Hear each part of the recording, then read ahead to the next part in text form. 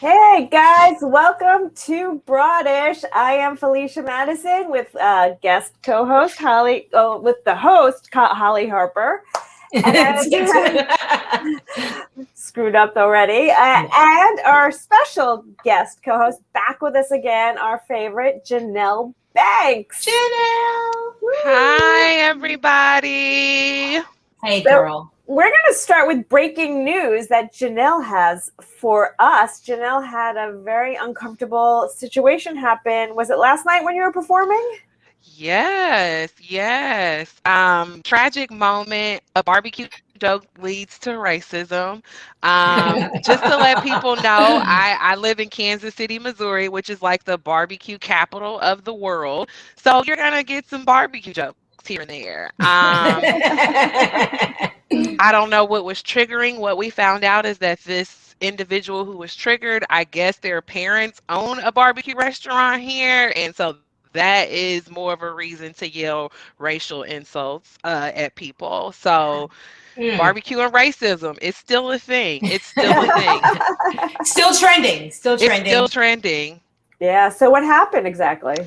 I did a joke, I guess, just to basically let you guys know the whole night the crowd had been extremely rowdy from the beginning of the show to where the host addressed it and the bar had to remove like a whole table of people. Well, I think that person escaped the pack and went back to another table, or they were affiliated with that group that was removed from the bar. But just listening to my set the entire night, it was a dive bar. So, sometimes as comedians, we know though that's not conducive. Like people are gonna, talk amongst themselves and whatever. However, this was specifically a comedy show.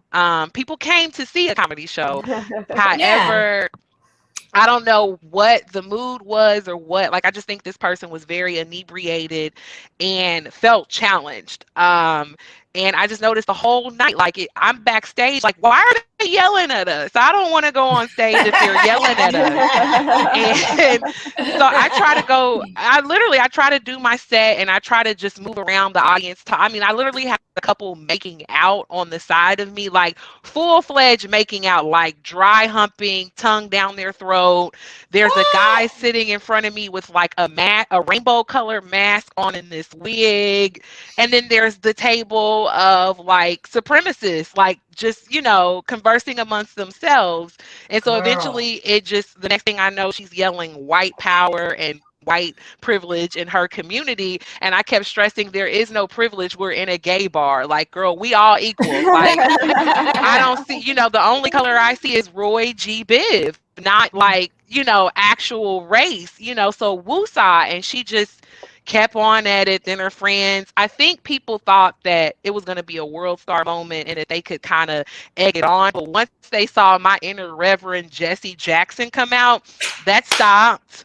And it became a very teachable moment. I just let the audience know, like, as humans, this is not okay. And her friends should be more responsible for her. And this is not okay. This is like, you should not be okay with berating a Black woman in 2021, like at a gay bar. This would be the safest space for me. And I'm fighting with somebody yelling white power at me on a Tuesday, which I kept stressing. It's how are you this drunk on a Tuesday? So yeah, but the plus was people threw money at me and I made like $100 in tips. So I guess I got reparations. So yeah, reparations, y'all. Reparations and post-traumatic stress. Just how America intended it to be. I guess the white people in Missouri haven't gotten the memo yet, right? No, but we were the last state to let go of some things. So I get it.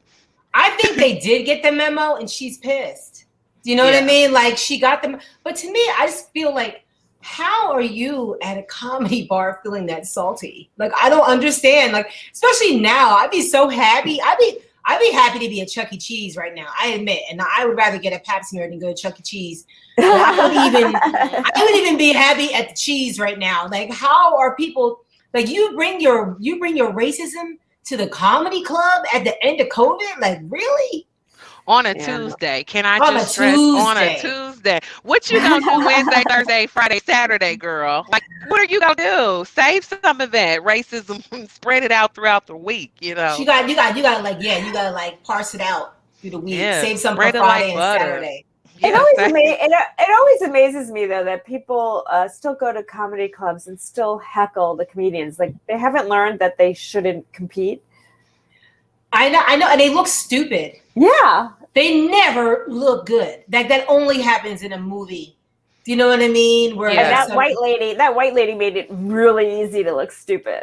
I kept saying, like, the only time I ever made fun of her was like, I can't see you because of the lighting situation. You know, we can never see the audience. And I was like, all I see is this sad, pathetic bun. That's all I see is your bun yelling at me. And I'm like, girl, go to, you got split ends. Like, calm down. The bun is sad, you're sad, we're sad. But most importantly, the bun. Like, you don't have volume.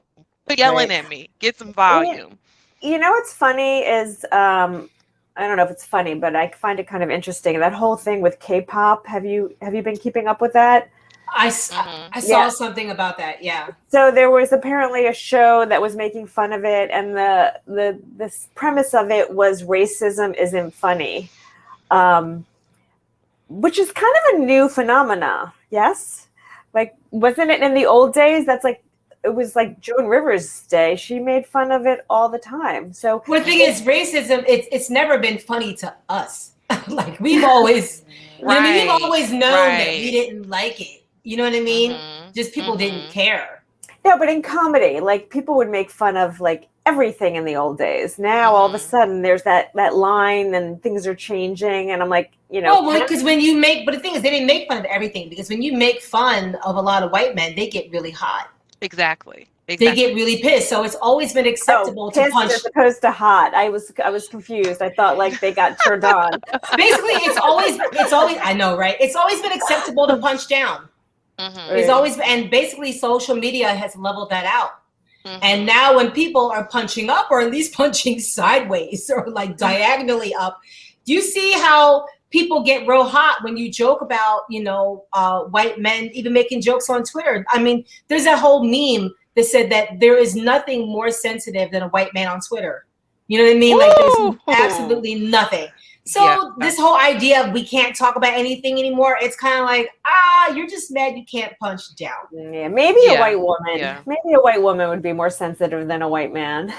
I don't know. I mean, I'm learning they're not. They're kind of instigators. They're instigators. Like, I'm just saying, Felicia, I love y'all to death, but some of y'all out here being little instigators. Well, not all white women. No, not the ones that shop at Target. Not those. I'll take the Target ones over the Walmart ones. Like, I'll take Target over Walmart. Like the only time you found J. Crew acceptable, right? Like J. Jill and J. Crew, you're safe. You're safe. Okay, well, we're sorry you experienced that, Janelle. Hopefully one day we could get on here and not have to deal with these issues. But for now, we do, unfortunately. So that idiot. You should just hashtag her bun. So bun. Just call her bun. Well, don't you have a bun now, Holly? What's that on top of your head? This is it's like a turban wrap. Oh, okay. It's kind of dark, can't tell. But okay, we're going to move on to body dysmorphia and hair dysmorphia, too. We could talk about that. You said hair dysmorphia. So, yeah, I mean, everyone always accuses me of body dysmorphia because I always think I'm fat. I've been posting so much about it, and I have a friend that is making me pay her money every time I mention the fact that I have to lose weight or I'm fat. But yes, I realized one day when someone said to me, you have body dysmorphia. And she said, look at your wrist and my wrist. Whose is bigger? And I said, mine. And she said, no. So I think I actually officially have body dysmorphia. You guys? Well, body dysmorphia is real. Mm-hmm.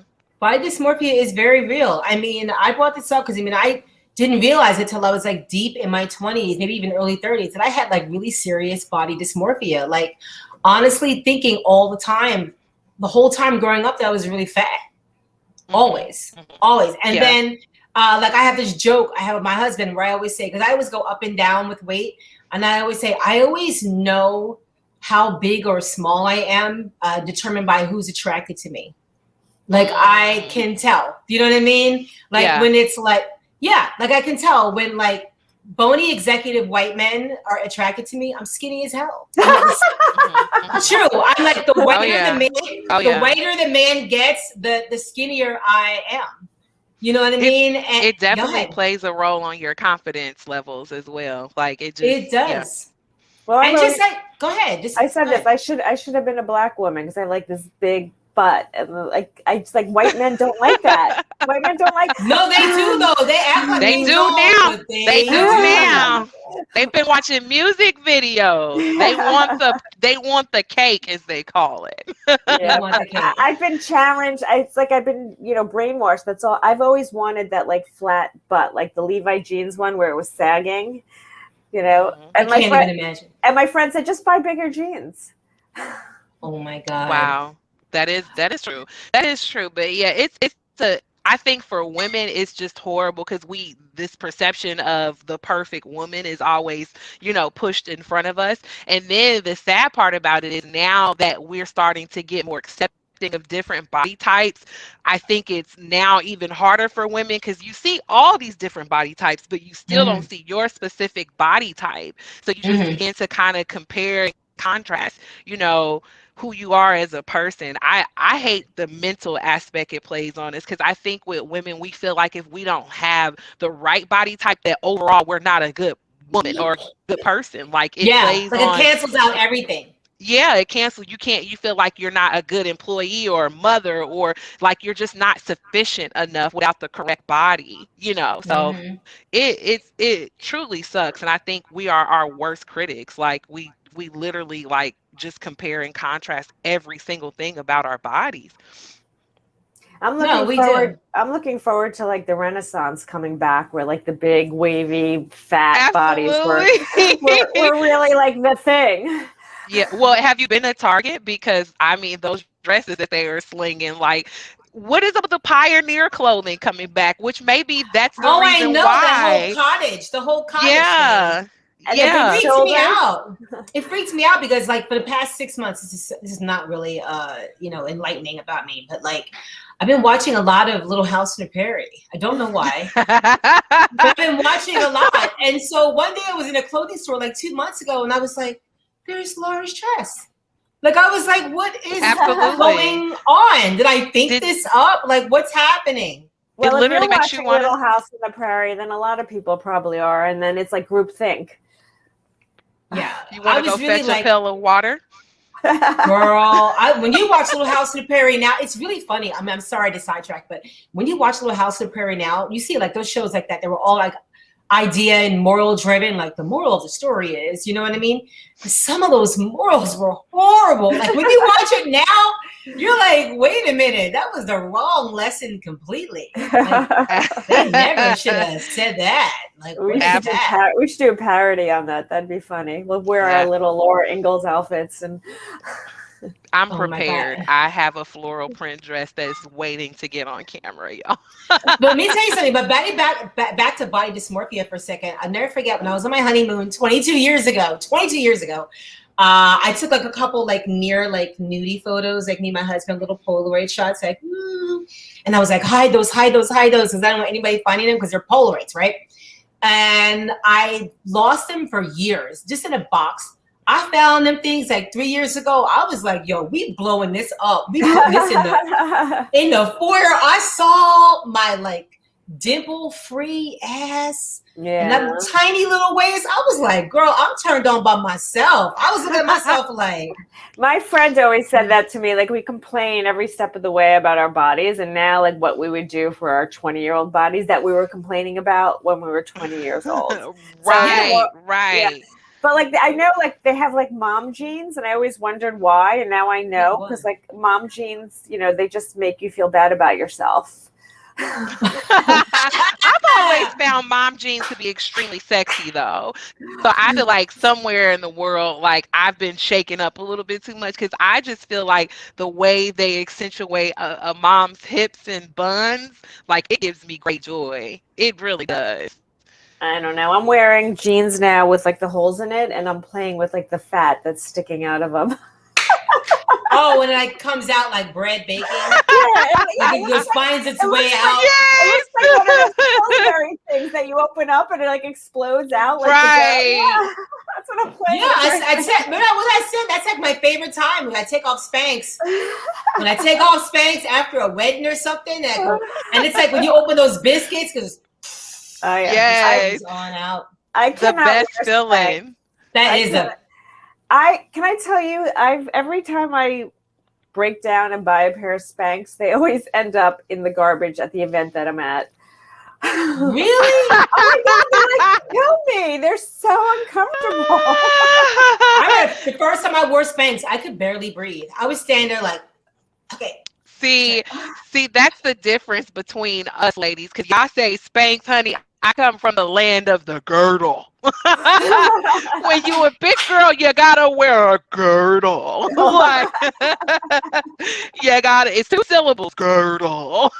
Like, you gotta tuck and suck the girdle. Like, I remember my grandmother's girdle. It was serious. It was so serious. Spanx is super cute, but the girdle is. But like now. But what is it with Spanx? Like, I get advertisements for Honey Love all day long. Do they know I got bigger during the pandemic? Because I just see Honey Love.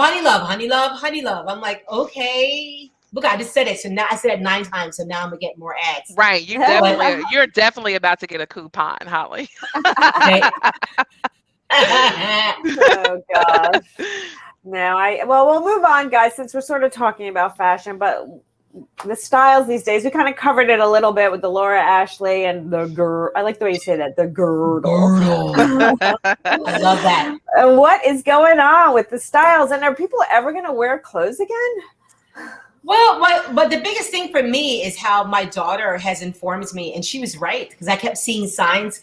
She's like, Mom, skinny jeans are over. Like, they're over.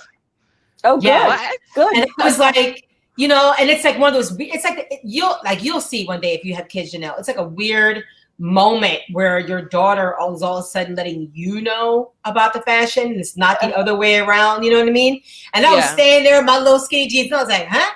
Because I kept trying to push jeans on her. And she's like, I don't like jeans like that. And I'm like, what do you mean?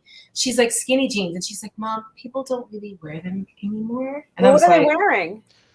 The mom jeans. The mom jeans are making a comeback. They were everything but for women. The mom jean, the boyfriend jean. I'm like, can we just go back to skinny jeans? I'm like, shit. Well, the problem with the boyfriend jean when I wear it is I just look fat. Yeah.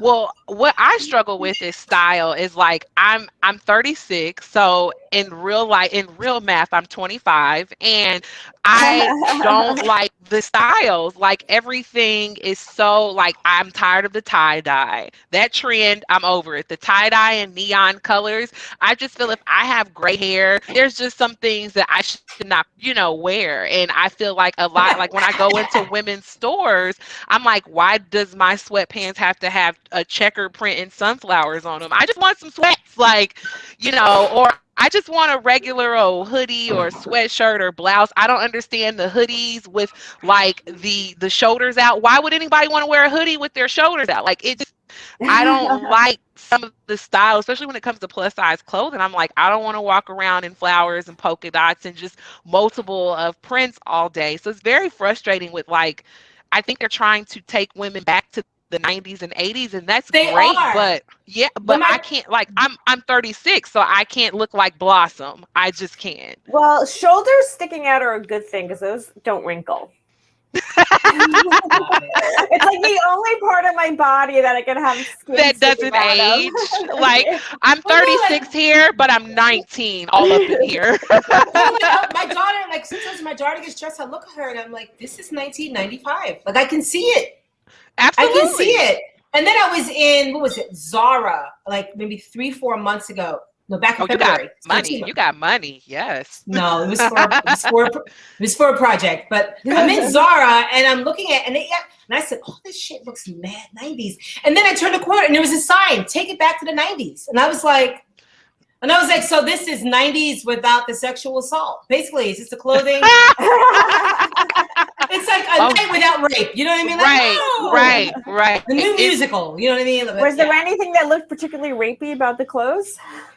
Those shoulders being out No. of the hoodie, that's rapey. That's sending mixed signals. You cover your body up and you're like, but get it, you know? But like, no, because some clothes, yeah, like I'm gonna need like, yeah, that hoodie with the shoulders out. I'm kind of like, to me, that's just purely fashion. Like you are not trying to do. And I had a friend, a comic, used to have a joke about a thong with a hoodie. He said he's gonna make a thong with a hoodie. And this was like 20 years ago. And I'm like, I think I'm about to see a thong with a hoodie. Like, I think I am. That's called, what is that? There's jumpsuits where they... the romper? No, when they have tracksuit. like... No, like when you have like the sweat, they have the turtleneck and it clips underneath so it stays down. What's that called? Oh, the bodysuit? Bodysuit. A hoodie with a thong. It's like a bodysuit. Oh, when you do the little underneath your when it snaps on your vagina. Yes. Girl, them snaps on your chow chow are not cute. Like, well, whose idea was it? Why did we bring that back? Why did the bodysuit come back? Because I struggled as a child zipping it or, snapping it up in between my crotch. Now I'm 36, just like in the weirdest, like it looks like I'm dribbling, trying to grab the back and the front, like to get it all, like whoever bought the bodysuits back, this is a public service announcement. Don't do that to 30-plus-year-old women. We don't need that type of smoke. Also, I'm sure that close confines, it's not good. Some gynecologist is going to tell us 10 years from now that we shouldn't have been doing that. Well, girl, my gynecologist back in 2002, 2003, at the height of Sex in the City, was like, don't mess with that thong. She's like, yeast infection prescriptions have gone through the roof. Wow. Because of thongs. Wow. She was like, don't mess with the thong. She's like, you're better off just wearing pantyhose. Wearing the pantyhose with a little crotch built in. What happened to pantyhose?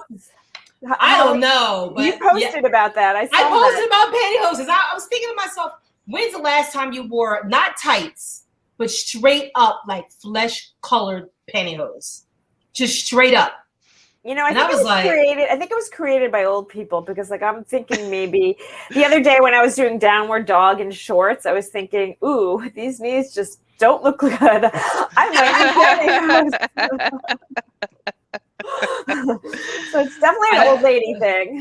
No, but I remember wearing, and there was a whole culture of pantyhose. Like if they had a run, you had to clear nail polish. Yeah. And you would like put it along the run. And I remember if you had like a bad run, but you had a bunch of pantyhose, you would cut off one leg and then put on two pairs, like put up one and then put up the other. And that would make it like a spank.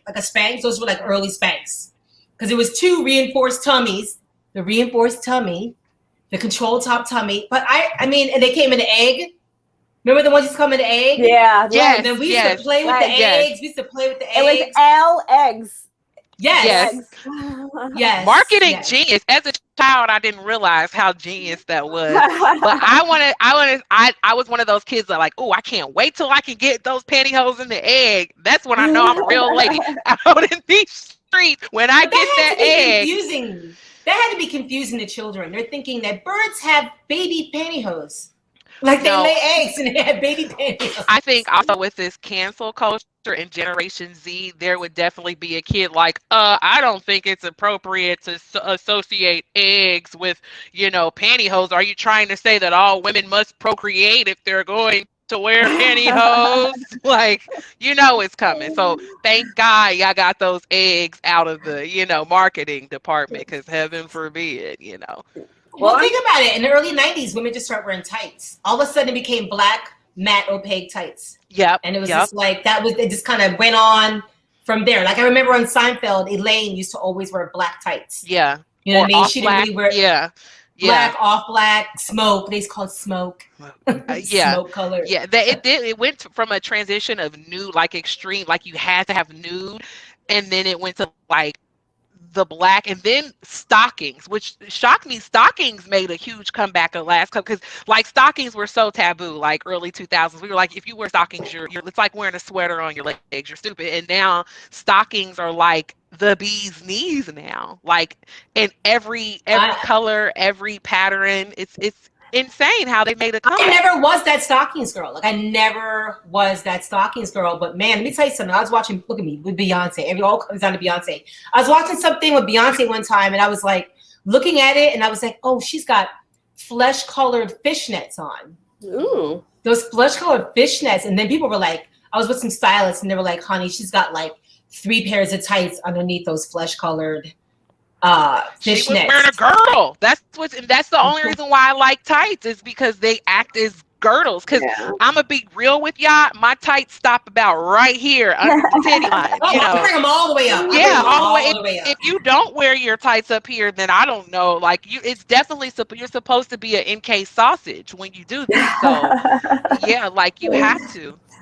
Yeah, we shot something for American Candy one time where I have a pair of tights on underneath the dress, and it cuts me off right at and I look like Jimmy Dean sausage. It's like sausage links. Like it's like fat and then in and then so it's just like two bulbs of fat and a big indentation in the middle. We need to bring back the sausage look. I think it should be in style. Jimmy Dean sausage. Everybody should be a broadsword. I'm just glad the boots with the toes open are out of style now because that was the most ridiculous. No, they're back? They're back. They're back. I have some video footage that I can send you from my shopping this weekend. I found a pair of booties where the toe was out and the ankle. So like I don't even understand how they made this shoe. Why are you eating? Why must your ankle be exposed to be fly? It's because these people, they don't want to wear a real sandal. They want to get around wearing a real sandal. These are the people who 20 years ago would be on the beach with a pair of Timbs. Do you know what I mean? Like they'd be on the beach with a pair of like full shoes. You've seen those people. You know what I mean? They're like, August with a big ass pair of sneakers and some wigwam socks. Like, you know who you are, you know. Wait till I send y'all a picture of these shoes. Y'all gonna be like, what? Like, why waste this pleather, this vegan leather for this, you know? When you go out and then your toes are cold, and I have ugly toes. I have what they, you know, whenever you have something wrong in life, they make it seem great. Like they say it's royalty when your second toe is bigger than your big toe. Is that what that is? Yeah, I mean, I'm like looking at my toe now. Yeah. So when I wear those open toe boots, it's just like that. It's almost like my second toe is just saying like "fuck you" to the world, you know. Yo, that second toe came to start some shit. That's the start some shit toe. Yeah, that's that second toe was that lady at the bar last night. That second toe. Talking about fuck you, let's move on to career jealousy. Guys, you know, in this business, especially in stand-up, it's just everyone's like, you know, out there putting their stuff out saying, look at me. And then it's very easy to have like jealousy of other people. What do you guys think? I think the jealousy is so real. And it's weird because in the past few years, I've had 2 times where I've been so jealous of someone's career. I had to like sit down and like control my breathing. You know what I mean? And I'm one of those people, like I'm an information junkie. So I looked it up. I'm like, help me, internet, help me. And it's like, what is it about my jealousy? Why am I so upset? And basically I use it now. It informs me of what I really want. So it's like, if I'm really jealous of somebody, what do they have that I want? Mm-hmm. You know what I mean? So, but as far as way to look at it. Yeah, well, thank you. And then because it takes it off of them and puts it back onto you so you can become active about your life. Right. Again. Well, it's good if it's inspiring you. It's bad if it debilitates you. Mm-hmm. Yeah, it is bad. And it can debilitate you. Yeah. And it has debilitated me in the past before. And then I started realizing like, no, this person can do it, so I can do it. And I'll never forget, I have a friend who a mutual friend became successful at something. And she was like, Hollie, don't be jealous. That just means success is in the neighborhood. Yeah, success is in the neighborhood. You're surrounded by it. Yes. Absolutely. Stay tight. Let it go through the neighborhood. Make sure you keep doing your thing. Keep putting yourself. But it's true. Success does kind of come through circles. Mm-hmm. So just stay prepared and keep seeking opportunities. But comedians and jealousy, I thought actors were jealous people. They ain't got nothing on comics. Like you'll see on these comedian pages, it could be Facebook, Twitter, Instagram, you'll see somebody get something and congratulations. And then you'll see you'll scroll down and be like, oh, he ain't even that funny. And I'm like, well, obviously someone thinks they are. Like, yeah. And it kind of sucks to address. Like, I struggle with addressing jealousy. I'm always one of those people that like see, I'm just super optimistic. Like, no, nobody's jealous. They're just like coping with childhood trauma, like I never, I just always see the good in everyone. And, like it's hard to say that people are jealous, because then you kind of feel like a narcissist to even be like, oh, you're jealous of me. But it's very hard in comedy, to, because jealousy sometimes becomes that person just completely disassociates with you and you never like see them and hear from them again, or it's like that person is right there all the time, like belittling you, like, oh yeah, you had an amazing set, but like your fly wasn't zip do, like I would never go on set. Like they always find like that small, pessimistic view. And so jealousy is so strange when it comes in comedy, because it almost comes in the form of love, sometimes like people will literally be like, oh my God, I'm so proud of you, and then like throw something super shady at you. So it's weird in comedic circles. Yeah, it is weird. It's an interesting art form, because it's kind of like art. Like when you see like a Jackson Pollock and you're just throwing paint at the canvas and you're like, that's not talent, but he thought of it first. So I think people, like Sarah Cooper got a lot of shade for her, and they were saying all these negative things, and no one could just be like, you know what, she had a really original idea. She did it well. She executed it well. She worked hard, and she was like the first one to do it and be very successful. So why don't we all just embrace that? I know. Well, yeah, I saw some of the shade. And I was just kind of like, what does she have to do with you? Like, that's the thing. Because really, at the end of the day, the jealousy doesn't serve you because it has nothing to do with you. Like, it wasn't at your expense. It wasn't like there's Felicia Madison and then Felicia Haddison. And Felicia Haddison's a clone. They got everything that Felicia Madison was supposed to get. That doesn't work that way. It's a totally different person. So the jealousy, like, I'll never forget, I got something I was so excited about. This was like 2 years ago. And this friend, who is a good friend of mine, was like, oh my God, that's so great. And then like as the days got closer, she was just like, well, that doesn't really mean that much. I mean, if you really wanted to do this, you'd be doing this, that. I mean, that's cool, but it doesn't really mean that much. And I was telling my husband, and I was like, why would somebody tell me that my blessing doesn't mean that much? Because I honestly could not comprehend. And my husband was like, she's jealous. But I didn't even think of it. I was just trying to understand, why would they say that? Yeah. Well, I don't know.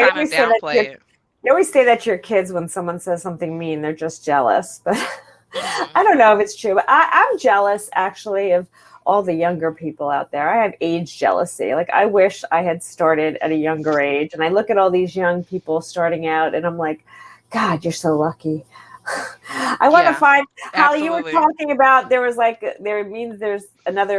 place for you. So I'm looking for that old white lady that becomes successful, so I could be like, there's a market for me. Well, the thing is, I think there is definitely a market for you in exactly who you are. Do you know what I mean? Like, I truly believe you, because whoever you are, you represent a whole demographic. Yeah. Like, you really do. What is for you is for you. Yes. Yes. Exactly. Yes. But I'm saying, and I agree with that. And I'm saying, but who you are, like, you're a white lady, you live in the Upper East Side or West Side? East. Upper East Side, you know what I mean? Like, your whole upbringing, who you are, that's your lane. And honey, there's money in that lane.